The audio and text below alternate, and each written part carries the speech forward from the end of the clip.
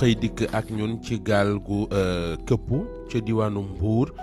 lu aju ci yëf yak na mu demee mi ngi ñu koy nettali moom l'observateur leneen lu mu xëyee ci xët mu njëkk bokk na ci Amadou Ba mi nekk ci yoon ngir taxawal parti politique gu boppam 9/9 mu di le 9 tey ji ci 9 septembre juróom-ñeenteelu weer ci at mi l'appel du 9/9 noonu la ko yéene kay bi tuddee ba di ñu leeral sax li nga xam ne moom premier ministre Sénégal ba woon di Amadou Ba fas na ko yéenee wax mbooloo mi muy dajale tey jii l'observateur ñëw na ak ñu ne ci jamono ju mitti ji xayma buñ def jëmee ci ñaareelu trimestre 2024 yëf yi ku ci tiitul doy na waar ci ni ko journal bi bindee moom l'observateur dikk na ak ñu ne ci Sénégal mi war a football tey jii ak Burundi ca Malawi lañ koy footballé bu 13h jotee mu ne jongante la boo xamante ne ji daal match rachat la ko tuddee moom yéenekaay bi. Soleil national wàllu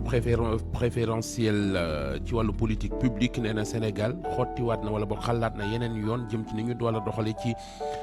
opération minière yi ci réew mi Sud Quotidien ne ñu orpailleurs yi dëkk nañu étape Sénégal donte tere nañuy activité fële ca Falémé waaye terewul ñoom ña nga ca ba léegi. Libération bind ne bari na dossiers yu ay rapport yu ñu fi def jébbal nañu ko section recherche yi dikk liñ ca jublu mooy enquête bu gën a yaatu. Walf Quotidien ne ñu projet bi jël na yoon wa PSE jëloon projet bi mooy defi ñoom Sonko ak Diomaye indi mu ne ndax banque de la diaspora wàllu agence yi nga xamante ne jikkoon fi lañ leen fekk ba noppi baleen fi daanaka doxinu PSE la. Le Quotidien moom am leneen lu mu seetlu mooy nee na symbole slogan bu Sénégal mu di devise bi li mu doonoon mooy un peuple un but une fois léegi nag gars yi far dañ cee far sax yokk jubal jubbanti nee na ci timbre fiscaux yi buñ ci bindee loolu ba pare dañ lay bindal ci suuf jubal jubbanti. Les Échos ne ñu Barthélémy Diaz ndax dafay sóobu ci course bi ab laaj la ci présidentielle yi 2029 yi yéen kay bii di Tribune ñëw ak ñun ci jamono ju métti ji tax kon lu ëpp juróomi téeméeri doomu yaadama mbëkkoon gaal gi doon dem bitim réew ñu dëpp leen lii Quotidien moom li mu xëyee mooy lu jege ñaari téeméeri doomu aadama yu réer ci géej gi ci gaal gu wëngeeju fële kon ca diwaanu Mbuur. Source A ñëw ak ñun ci Mbuur ak la fa xew naka démb mi ngi ñu koy leeral moom yéenekaay bii di Source A beneenub yéenekaay di Point Actu lim ñu xëyee mooy Amadou Ba mi wooteem ndaje tey jile mu ne fa mu toll mooy joxe explication Amadou Ba l'heure des explications.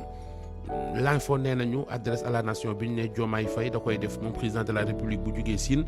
lam ca nar a wax Sonko jiitu na ko maanaam jaay na xabaar ba Sonko vend la mèche. mooy li l'info bind Rewmi Quotidien ñëw ak ñun ci adresse à la nation lu aju ci Diomaye Faye président de la République ak discours am bak lañ cay xaar bés bi le jour ñëw ak ñun ci li mu tuddee campagne de séduction Ousmane Sonko ko def seetal mu ne kon daanaka yëf yi mbiri conquête électorale mënee su ko caa génnee loolu bés bi le jour moo ko bind enquête xëyee ak ñun Aliou Cissé mooy entraîneur équipe nationale football bu Sénégal li ma koy laaj mooy ndax dafay yamale lépp wala ndax dafay wéy encore ñu ñëw ci yéen kay bii di le public moom dikkee ak ñun ci assemblée nationale ak tas gi ña dañ koy tas le 12 mu xëyee kàddu yooyu kii di Adama Gaye di journaliste de it kuy gëstu jëmee ci wàllu politique yëkkati na ko démb ci émission Grand Jury ci rajo Futur Média la mu ca gis moo di yëfi daal maanaam aw doxin la yoo xamante ne ji du lu am farata bokk bu fekkee mënees na koo jàppee noonu une ruse de bas étage.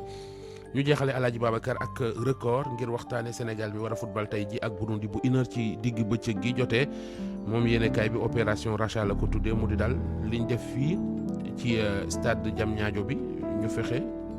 ba teg ci loxoy nit ñi lu war a mën a tax ñu fàtte loola Alaaji Babacar.